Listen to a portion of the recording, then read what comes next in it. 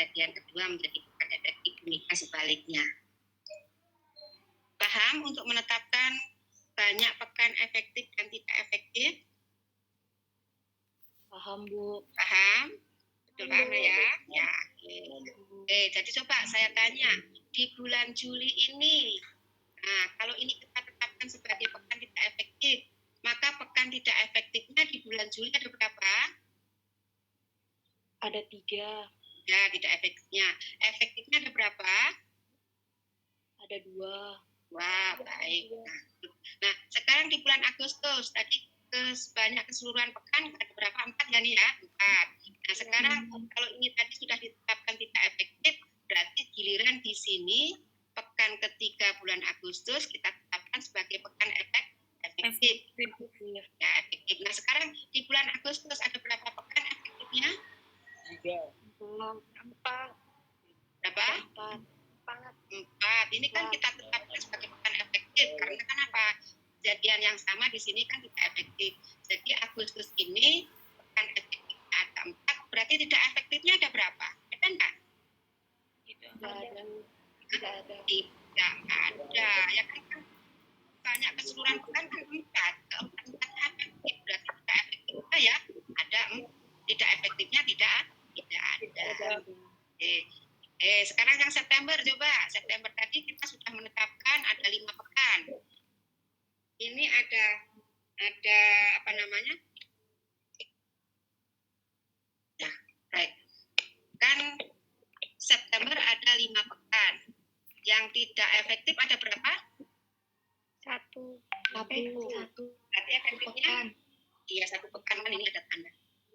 Efektifnya ada berapa jadinya? 4. Nah, baik. 4. Begitu ya. Paham ya? Paham. Nah, sekarang kalau sudah paham, ini bisa kita geser ilustratif, kita perlihatkan lagi di sini untuk menghitung banyaknya jam pelajaran setiap pekan.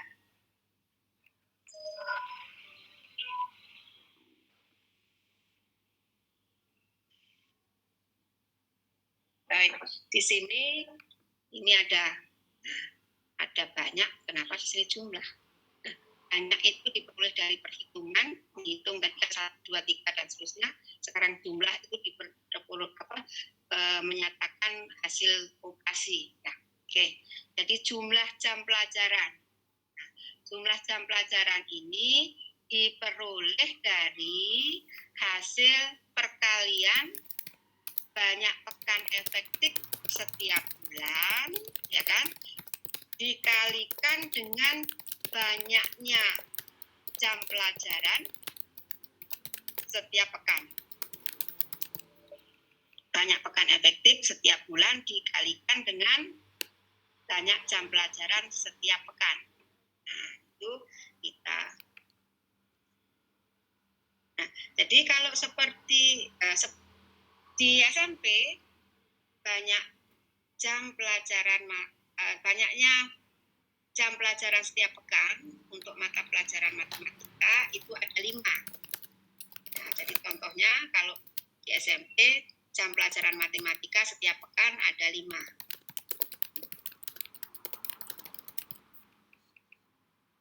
Nah, kalau begitu, kalau tadi kita Juli tadi sudah menghitung banyak pekan efektif adalah 2 kan tadi? Nah, kalau begitu jumlah jam pelajarannya di bulan Juli ada berapa? Nah, tadi di sini kan untuk bulan Juli ini ada, nah ini efektifnya kan ada 2. Berarti kemudian setiap pekan jam pelajaran matematika itu ada 5 jam pelajaran. Kalau begitu jumlah jam pelajaran untuk matematika di bulan Juli ada berapa? Ada 10. 10. Nah, ya, 2 kali. Iya. Oke, baik. Yang bulan Agustus tadi kita sudah hitung ada berapa pekan efektif? 3. 3 atau 3 apa 4? 4. Karena di sini tadi kan sudah dihitung tidak efektif, di sini dihitung efektif. Berarti kan ada 4 efektifnya. Efektifnya 0. Nah, Berarti jam pelajarannya ada berapa? 20. 20. Oke, ya. Paham ya? Nah, teruskan sendiri. Nah, kalau dikerjakan semua nanti dong saya dengan Miss Ratih. Nah, lanjutkan sendiri ya. Ya, Bu. Ya, Bu. Sebentar, Ibu. Terakhir, sebentar, Miss. Ini yang jumlah nih. Ada jumlah kan terakhir. Oke. Setelah masing-masing bulan sudah kita temukan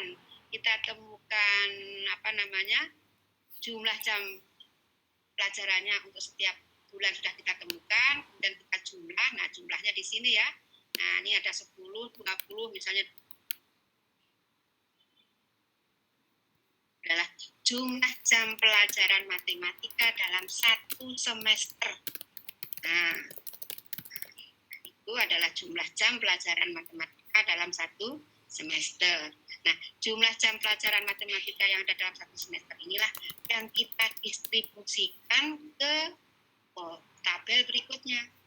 Nah, kita distribusikan di tabel berikutnya adalah kita distribusikan ke KD-KD di sini. Oke.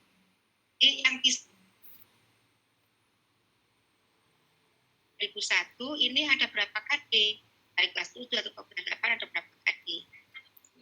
Tapi di kurikulum nanti tidak dibagi secara eksplisit bahwa KD ini di semester ganjil, KD ini semester genap. Tapi jadi diharapkan guru sendiri yang membagi. Kelas 9, di kelas 7 itu ada 9 KD. Nah, dari 9 KD itu biasanya didistribusikan di semester ganjil lebih banyak KD yang diharapkan bisa dicapai, semester genapnya lebih sedikit. Dengan pertimbangan bahwa di semester genap, di tahun-tahun pelajaran ini, itu lebih banyak pekan tidak efektifnya. Karena ada libur awal puasa, libur hari raya, kemudian ada kegiatan ujian nasional, atau sekarang misalnya ujian nasional memang sama Pak Menteri mau dihapuskan, nah, tapi kan ada ujian. Misalnya kelas 7 itu ada 9 KD, biasanya 5 KD di semester ganjil dan 4 KD di semester genap. Nah, jadi di sini ada KD-nya nanti nomor 1, KD 3.1, 4.1 dan seterusnya sampai KD 3.5 dan KD 4.5. Ini kok ada kode 3, kode 4 apa ya? Nah, di K13 itu sudah mulai belum kuliah pengembangan kurikulum? Belum. Ya, jadi nanti di pengembangan kurikulum akan dijelaskan ada KI, ada 4 KI. Nah, tapi yang kita jabarkan di sini KD yang berkaitan dengan KI 3 berkaitan dengan aspek kognitif dan KD 4 berkaitan dengan aspek keterampilan atau psikomotorik. Ya, kurikulum ya. Jadi nomor 1 untuk KD 3.1 dan 4.1. Tapi nanti kalian membuat rumusnya jangan dituliskan kodenya ini ya. Yang dituliskan bunyinya seperti tadi itu. Ya, menyusun program semester. Nah, ini KD 3.1 apa misalnya memahami hal-hal berkaitan dengan bilangan misalnya, atau memahami bentuk aljabar atau apa gitu ya, dituliskan pernyataan KD-nya dan kodenya. Nah, seperti ini ya. Jadi kan ini bisa tulis aktivitas karena di sini kan saya pemetaan aktivitas bukan KD. Nah, aktivitasnya apa? Tapi di situ bukan aktivitas tapi bunyi KD-nya. Dilihat di kurikulum. Bunyi KD-nya mungkin ya menjelaskan dan menentukan urutan pada bilangan bulat. Jadi, menjelaskan dan melakukan operasi hitung bilangan bulat dan seterusnya. Ya. Ada potensi dasarnya ada di situ kan baik. Nah, terus alokasi waktu di sini, alokasi waktunya ini didapatkan dari mana? Ini didistribusikan dari jumlah jam pelajaran matematika untuk 1 semester tadi.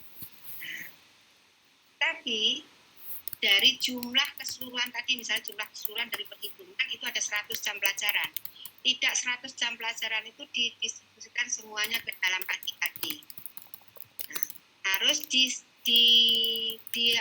dialokasikan untuk waktu cadangan. Nah, jadi ada waktu cadangannya. Jadi selain di kolom ini, nah, ada garis terakhir itu alokasikan waktu untuk waktu cadangan. Nah, kenapa harus ada waktu cadangan? Itu nanti ada yang bertanya saya akan jawab. Kalau tidak ada yang bertanya nggak saya jawab. Kenapa harus ada waktu cadangan? Jadi harus dari jumlah jam pelajaran matematika dari dalam satu semester itu harus ada yang dialokasikan untuk waktu cadangan. Nah, kalau misalnya jumlah jam pelajarannya ada 100 jam, minimal ada 5 jam pelajaran yang dialokasikan untuk waktu cadangan. Nah, sisanya yang 95 silakan didistribusikan ke adik-adik yang ada.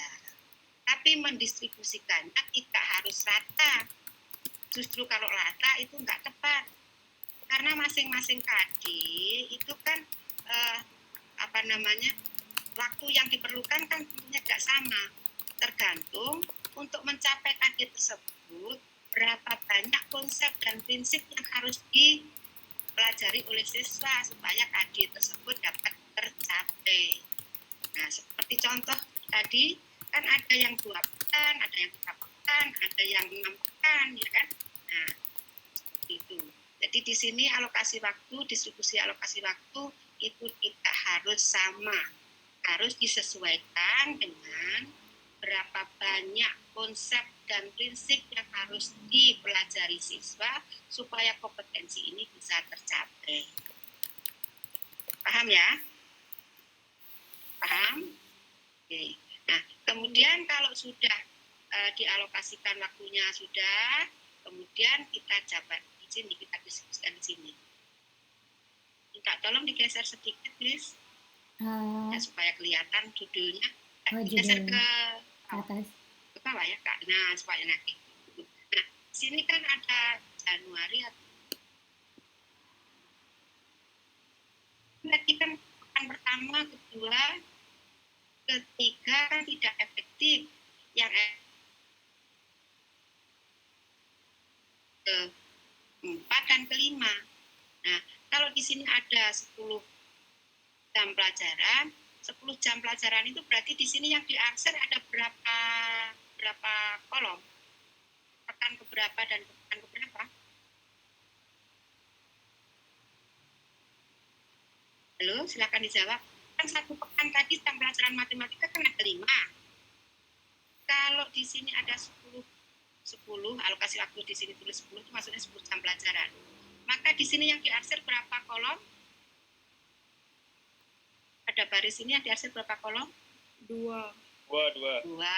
Ya, 5 ya di sini dan di sini. Nah, selanjutnya kalau misalnya KD yang kedua, di sini ada 12 jam pelajaran. Nah, kalau 12 jam pelajaran, ini tadi kan ini dengan itu digunakan. Maka yang di sini mulainya gimana? Mulainya di mana? Yang diarsir. Yang diarsir mulai dari mana?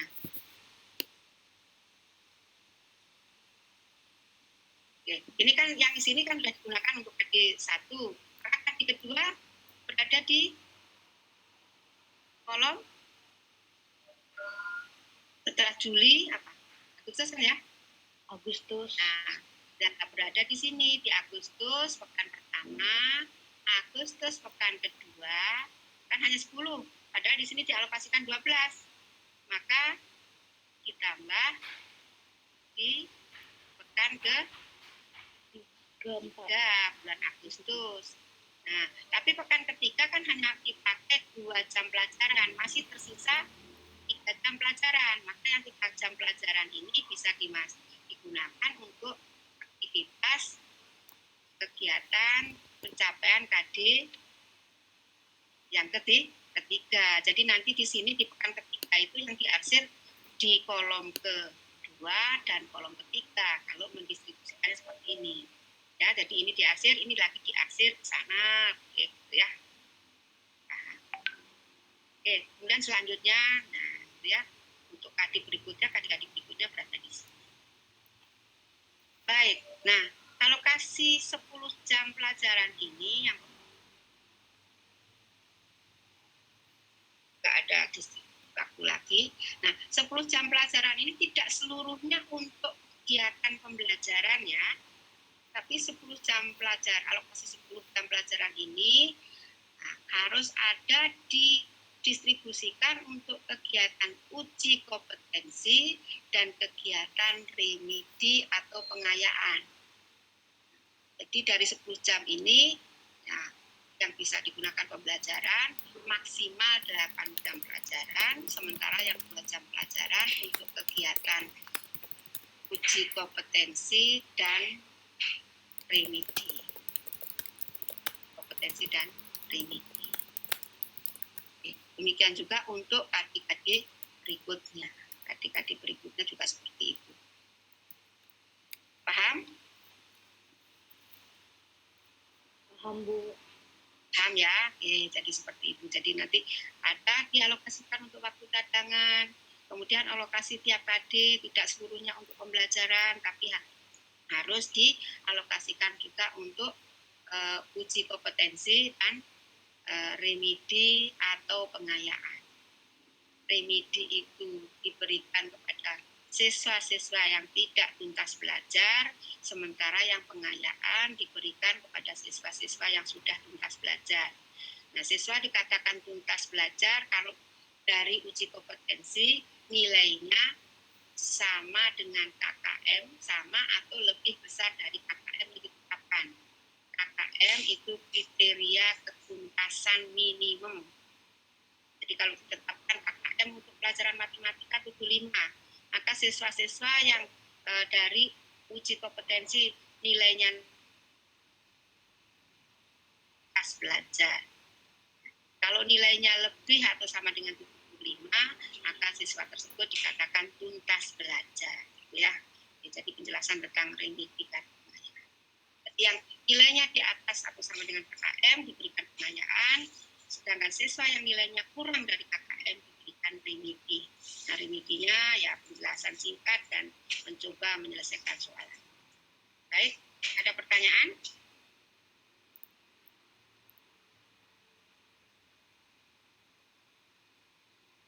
Bu, Ya, untuk yang diarsir tadi, Bu, masih bingung. masih bingung. Yang dibingungkan?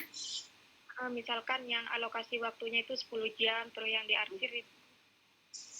Yang diarsir ada 2 pekan. Kalau 10 jam, 2 pekan. Misalnya ini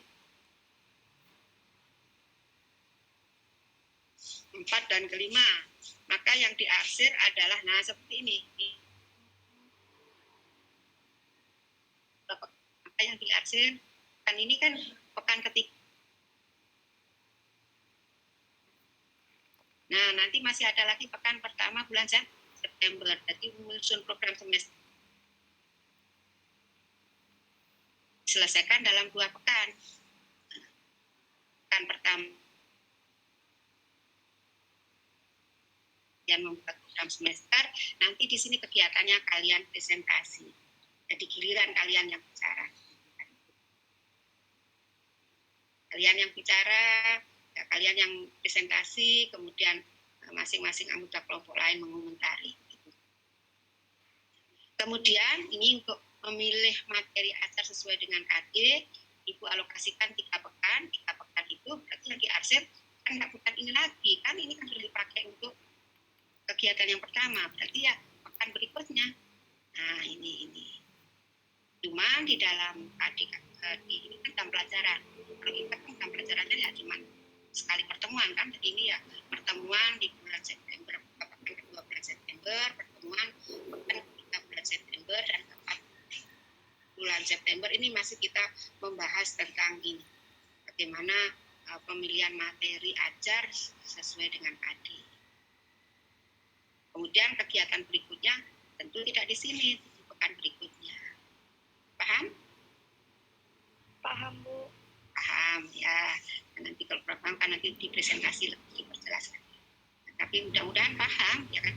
Tapi kalau misalnya alokasi waktunya 12 jam pelajaran, itu kan karena satu pekan itu pelajaran matematika ada 5 jam pelajaran, maka kalau 12 jam pelajaran berarti kan 2 pekan ditambah setengah pekan berikutnya. Ya kan? Karena 12 itu kan pekan yang pertama 5, pekan kedua 5, kan masih ada 2 jam. 2 jam itu di pekan ketiga di alokasi, didistribusi itu. Baik. Nah, kalau di sini tidak mungkin tumpang tindih karena setiap pekan kan hanya 1 kali pertemuan. Paham? Paham ya? Iya, Bu. Ya. Nah, baik, kalau sudah paham, nah, kita tunjukkan aja format yang sudah kita buat, Miss. Jadi nanti kalian tinggal ngisi format yang sudah Ibu dan Miss Rati sediakan.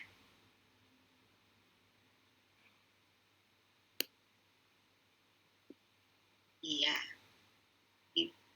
Baik tabel pertama, tabel kedua sudah Ibu siapkan bersama Miss Rati. Ini kan pemetaan distribusi, silakan tuliskan di sini apa kompetensi dasarnya, alokasi waktunya.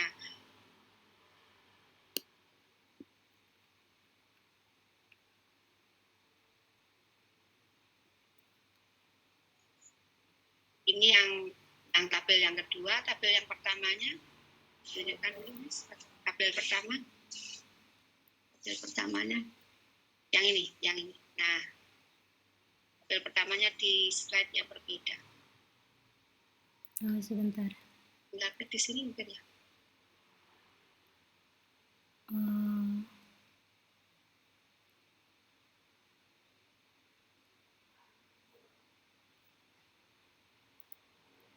Apa nama filenya, Bu ya? Yang ini pemetaan kegiatan tuh punya kita tadi, format promes.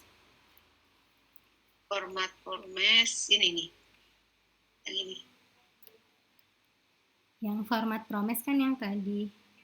Ya.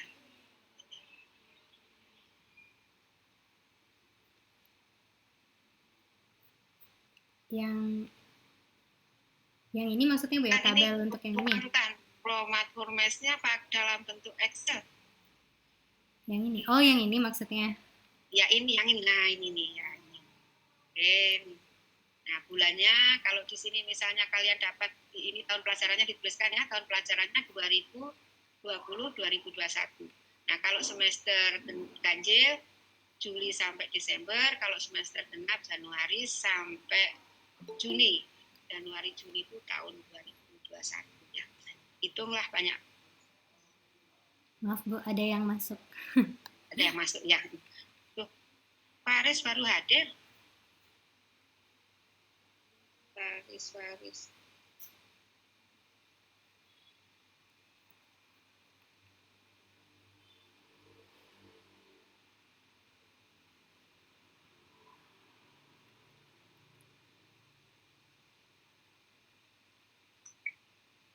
Baik, ya. Jadi silakan di sini, dari sini dapat jumlah jam pelajarannya berapa. Nah, dari jumlah jam pelajaran ini distribusikan di distribusi KD. Nah, di tadi. Tetapi harus diperhatikan bahwa harus disiapkan untuk waktu cadangan. Nah, waktu cadangannya berapa? Ya minimal 5 tadi ya. Minimal 5. Oke. Cara distribusi KD-nya, nah tinggal masukkan saja. Klik lagi yang ini mungkin, yes. Nggih, Bu, di yang KD lagi ya. Yang KD lagi, Bu. Ya, diklik yang nah ini betul. Oke. Nah, sini nanti jangan diisi segini ya. Januari, kalau di Januari, Februari, Maret, kalau Juli, Agustus, September, dan seterusnya. Nah, di sini hanya Ibu sediakan 4 kolom, tapi kalau di bulan Juli tadi kan ada 5 kolom, silakan tambahkan kolomnya. Ya, demikian juga di bulan September ada 5 pekan, ya siapkan tambahkan lagi kolom, kan bisa menambahkan kolom, gitu ya, dan seterusnya. Baik, ini tinggal mengisi aja. Oke, silakan kalau ada yang bertanya.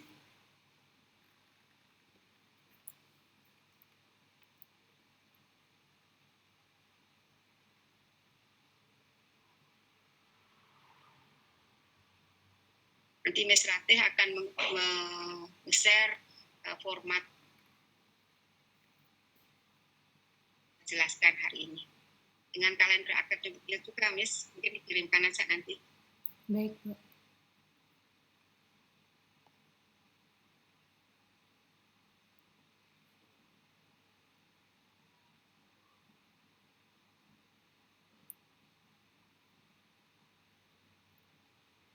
Atau kita mau daring Unram lagi, Bu, untuk kumpul-kumpul tugasnya biar jadi satu atau gimana?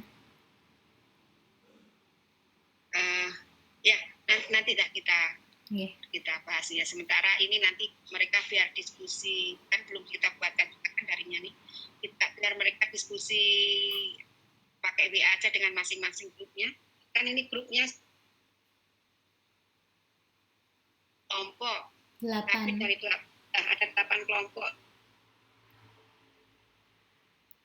Kelompok ini, terus tadi kan, nah, Faris ini yang belum masuk kelompok mana-mana. Ada Faris belum masuk kelompok manapun, ini nanti dilihat di grup WA-nya masih ada. Baik, dari kelompok 4, ada yang hadir, coba yang hadir, hidupkan mic-nya kelompok 4.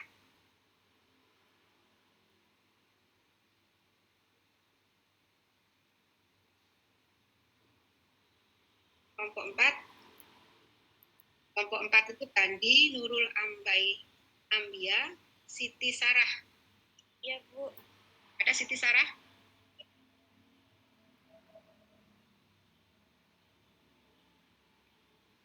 Siti Sarah ada? Ya, Bu. Mana? Siti Sarah Kurnia. Ya, nah ini kelompok 4. Nurul Ambia.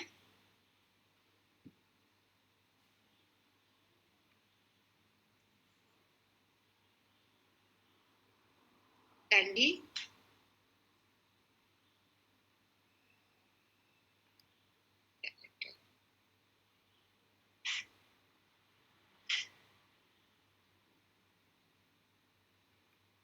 Baik, ya. Oke, jadi selanjutnya mungkin presentasi dari Ibu. Ibu akhiri sampai di sini, tapi sebelumnya Ibu akan membagikan tugas dulu. Tugas kalian untuk kelas ini adalah membuat promes untuk kelas 8 dan kelas 9. Kelas 8 dan kelas 9. Berarti ada 4 macam bentuk promes nanti, yaitu promes semester ganjil kelas 8, promes semester genap kelas 8, promes semester ganjil kelas 9, dan promes semester genap kelas 9. Nah, karena di sini ada 8 kelompok, nah, Ibu bagi, yang kelompok genap membuat promes semester genap, yang kelompok ganjil membuat promes untuk semester ganjil. Kelompok 1 dan kelompok 3 ini membuat promes semester ganjil kelas 8. Sedangkan kelompok 5 dan kelompok 7 ini adalah ganjil kelas 9. Kemudian kelompok 2 dan kelompok 4 semester genap kelas 8, dan kelompok 6 dan kelompok 8 adalah semester genap kelas 9. Di promes semester genap, nah itu sudah ada catatan dari Miss Ratih, nanti silakan dibaca. Nah, ini nanti akan di-share ke kalian. Nah, jadi kelompok 2 dan 4 semester genap kelas 8, 6 dan 8 semester genap kelas 9, kelompok 1 dan 3 kelompok 7, 5 dan 7 semester ganjil kelas 9. Ya. Nanti silakan kalian lanjutkan diskusi dengan kelompoknya, menetapkan pekan banyaknya pekan setiap bulan, kemudian menetapkan KD-KD mana di masing-masing pekan yang akan dicari. Atau masing-masing KD diberikan pada pekan-pekan keberapa. Silakan. Ada pertanyaan?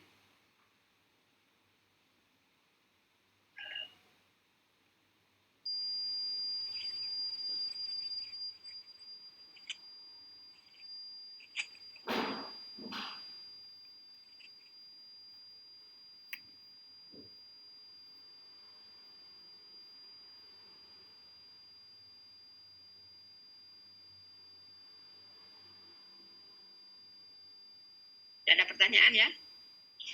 Atau kalau nanti ada pertanyaan bisa ditanyakan lewat grup WA. Jadi kalau ada yang mau bertanya setelah presentasi ini, kalian bisa bertanya lewat grup WA, nanti akan Ibu jawab, saya atau Miss Ratih yang menjawab lewat grup, supaya teman lain juga bisa membacanya. Baik, kalau tidak ada pertanyaan, mungkin presentasi Ibu akhiri sampai di sini. Terima kasih. Wassalamualaikum warahmatullahi wabarakatuh. Waalaikumsalam warahmatullahi wabarakatuh.